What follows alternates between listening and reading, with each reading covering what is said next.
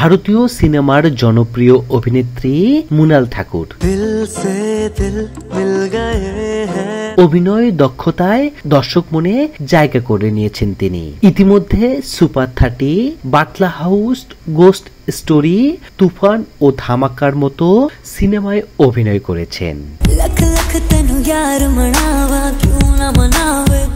2022 সালে মুক্তি পায় মৃণাল ঠাকুরের অভিনীত সীতারামন সিনেমা। এতে অভিনয় করে বিশেষভাবে নজর কাড়েন তিনি। সিনেমাটি তার ক্যারিয়ারের অনেক কিছু বদলে দেয়। এরপর পূর্বের পারিশ্রমিকের তুলনায় 135% বেশি পারিশ্রমিক বাড়ান এই অভিনেত্রী। ফের দাম বাড়ালেন মৃণাল।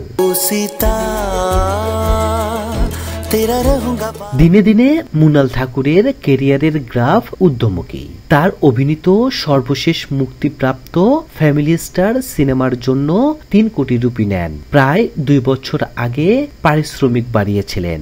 আবার তিনি পারিশ্রমিক বাড়ানোর সিদ্ধান্ত নিয়েছেন। বলিউড ও ভারতীয় দক্ষিণ সিনেমার জন্য মোটা অঙ্কের পারিশ্রমিক নিচ্ছেন। এখন যে কোনো নতুন প্রজেক্টের জন্য 5 কোটি রুপি, বাংলাদেশি মুদ্রায় 6 কোটি 57 লাখ টাকার বেশি পারিশ্রমিক নিচ্ছেন মৃণাল।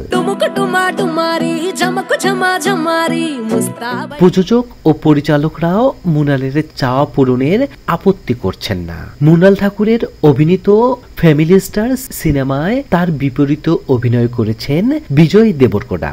এটি মৃণালের 3য় তেলুগু সিনেমা।